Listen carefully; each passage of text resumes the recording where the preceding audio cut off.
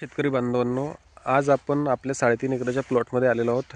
तुम्ही जर इथं बघितलं तर 10.5 फुटाचं अंतर आपलं ठेवलेलं आहे।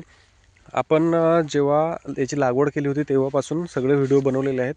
त्यानंतर आपण याच्यामध्ये सोयाबीनसुद्धा घेतलं, त्याचेसुद्धा व्हिडिओ बनवलेले आहेत। आणि आज आपण बघणार आहोत की एकंदरीत हा आपला 3.5 एकराचा प्लॉट सद्यस्थितीमध्ये कसा आहे। म्हणजे एकंदरीत फुलांची अवस्था, त्याचबरोबर अजून तुम्ही जर बघितलं तर कुठं कुठं फुटवेसुद्धा आहे, कणसुद्धा आहे आणि शेंगांची अवस्था आता साधारणतः कसं आहे। आता याच्यामध्ये आपण काय काय केलं हे थोडक्यात तुम्हाला सांगणे गरजेचं आहे, कारण प्रत्येक शेतकरी प्रत्येक व्हिडिओ बघत नाही।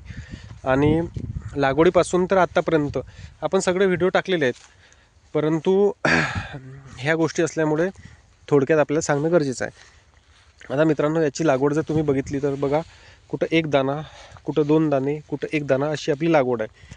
त्यानंतर आपण काय केलं की म्हणजे याची लागवड जी केली ती 12 जूनला केली। अशी अंतर जर बघितलं, कुठं 1 फूट आहे, कुठं कमी जास्त असं अंतर आहे, म्हणजे 1.25 इंचीचं आपलं हे ठिबक आहे, तर कुठं 1.25 फूट आहे, कुठं 1 फूट आहे, अशा पद्धतीने आपण लागवड केली।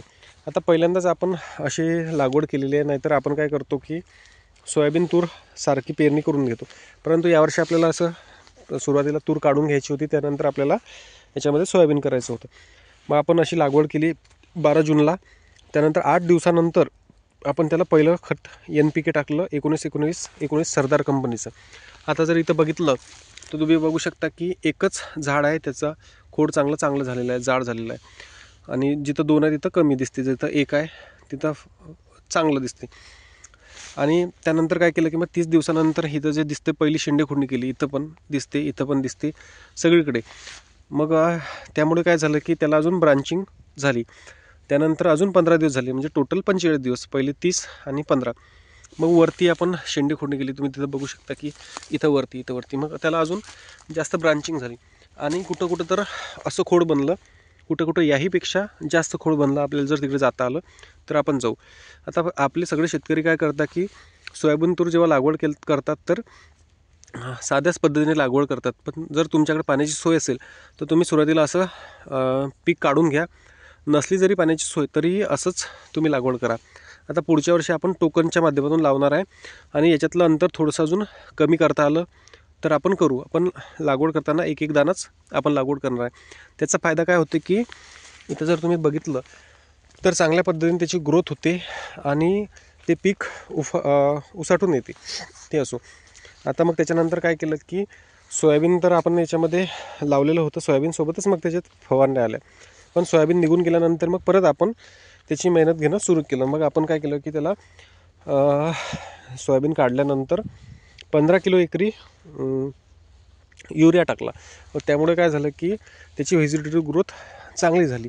आता जर इथं बघितलं तर 10.5 फूट अंतर आहे, आणि आता जर इथं मोजलं तर कुठंच 1-1.5 फूटच अंतर आपलं राहिलेलं आहे। अजून तर याला शेंगा चांगल्या पद्धतीने लागून ती झुकायची अवस्था अजून बाकी आहे। मग त्यानंतर पहिली आपण फवारणी घेतली, त्याच्यामध्ये आपण प्रोपेक्स सुपर आणि सुपर बियॉन नावाचं एक टॉनिक घेतलं, बाकी दुसरं काहीच घेतलं नाही। खताचं चांगलं रिझल्ट आपल्याला आला, कारण त्याचा खूप सारी व्हेजिटेटिव्ह ग्रोथ झाली आणि पीक आपलं चांगलं झालं। मग त्याच्यामध्ये जी पहिली फवारणी घेतली त्याच्यामध्ये फुटव्यांची संख्या खूप सारी झाली।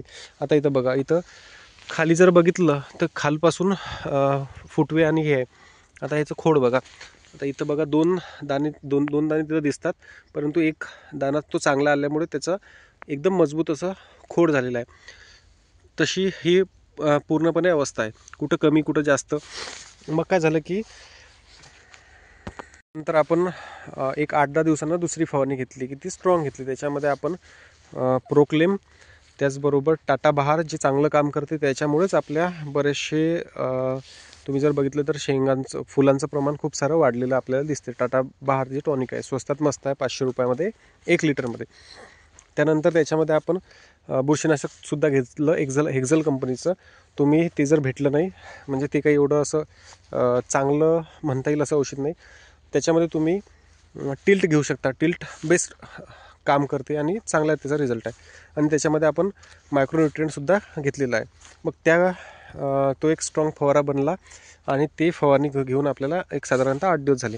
आता जर एकंदरीत अवस्था बघितली तर याच्यामध्ये काय आहे, काही फुलं आहेत, काही वाद्या आहेत, काही शेंगा आहेत, अशी अवस्था आहे. आणि हे याचं कारण मूळ असं आहे की पाऊस. आता खाली जर आपण खोदलं तर अजून बघू शकता की जमीन ओलीगच्च आहे जमीन. त्यामुळे काय झालं की त्याची व्हेजिटेटिव्ह ग्रोथ थांबत नाही आहे, होतच राहत आहे. म्हणजे काही ठिकाणी तर फुटवेच अजून आहे. आता बघा इथं तर हे फुटवेच आहे. मग आपली एखादी फवारणी त्याच्यामध्ये लांबेल, परंतु काळजी करण्याचं काहीच काम नाही आहे. फवारणीचा जो कालावधी आहे 12-13 दिवस 15 दिवस राहतो. मग 8 दिवसांना आपण परत एक चांगली फवारणी घेऊ, त्याच्यामध्ये फुलं तर असतीलच, तेव्हासुद्धा आपण कुठलं तरी टॉनिक वापरू आणि मायक्रोन्यूट्रिएंट वापरू. हा झाला आत्तापर्यंतचा विषय. आता आज आपण जो व्हिडिओ घेत आहे त्याच्यामध्ये एकंदरीत सांगण्याचा उद्देश असा आहे की पारंपरिक लागवड न करता अशा पद्धतीने जर आपण लागवड केली तर कसंही उत्पन्न आपलं वाढणार आहे. आता पुढच्या वर्षी तर आपण याच्यापेक्षा लवकर लागवड करण्याचा विचार आहे. यावेळेस आपण 12 जूनला लागवड केली, पुढच्या वेळेस आपण 1 जूनलाच लागवड करणार आहे आणि टोकनच्या माध्यमातून लागवड करणार आहे की त्याचं जे प्रमाण आहे ते असं पडलं पाहिजे आणि अशा पद्धतीने त्याचं खोड झालं पाहिजे आणि त्याची व्हेजिटेटिव्ह ग्रोथ प्रत्येक ठिकाणी अशी झाली पाहिजे. म्हणजे बघा पूर्ण ते असं फुटलं पाहिजे पीक, न की एकदम काय म्हणता येईल त्याला की साधं न राहता पूर्ण त्याचं असं वाढ आणि पूर्ण असं झुकलं पाहिजे ते. आता खतं जर म्हटले तर आता याच्यानंतर आपण जे मायक्रोन्यूट्रिएंट किंवा इतर खतं आपण फवारणीच्या पंपामध्येच घेणार आहोत, कारण खाली आपण आता टाकणार आहे. कारण जमीन ओली असल्याने काय होते की आपण खालून खतं देऊ शकत नाही आहे. जर आता बघितलं तर याच्यामध्ये बघा शेंगा, चांगल्या पद्धतीने शेंगा आणि चमकदार शेंगा आपल्याला पाहायला मिळतात. आणि आता जर फुलगळ म्हटली तर फुलगळ होणारच आहे काही ना काही प्रमाणात, परंतु एवढंही काही असं मोठं प्रमाण नाही आहे, जास्त प्रमाण आहे की तेवढी फुलगळ होईल. आणि जर बघितलं तर पीक आता सगळं झोतात आहे. आपण पूर्ण असं खालूनसुद्धा जाण्याचा प्रयत्न करू की कशा पद्धतीने आपला पूर्ण 3.5 एकराचा प्लॉट सध्या परिस्थितीमध्ये आहे. आता हे जे अंतर दिसते तर हे अंतर कुठं झाकतं आहे, कुठं कमी झाकतं आहे, परंतु आपल्याला इलाज नव्हता. 10.5 फूट आपल्याला ठेवणं गरजेचंच होतं, कारण आपण हा जुगाड केलेला आहे. याच्यामध्ये कपाशीच्या अनुषंगाने आपण काय म्हणता येईल की 3.5-3.5च्या अशा ड्रीप होतं आपलं.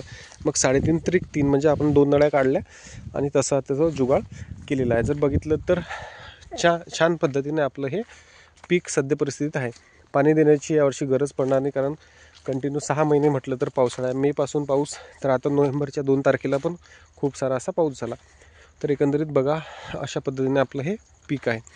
पुन्हा एकदा तुम्हाला जर व्हिडिओ आवडला तर लाईक करा, सबस्क्राईब करा, शेअर करा, कमेंट करायला विसरू नका. चांगल्या पद्धतीने आपण कवर झालेलं आहे, कारण जे पारंपरिक आपण लागवड करतो त्याच्यामध्ये आपल्याला उत्पन्नही कमी होते, एक 5-5.5-6 क्विंटलपर्यंत. आता यावर्षी कसं होईल ते तर आपण दाखवणारच आहोत, परंतु त्यापेक्षा दुपटीनं पीक आपलं आहे, त्यामुळे साहजिकच उत्पन्नातसुद्धा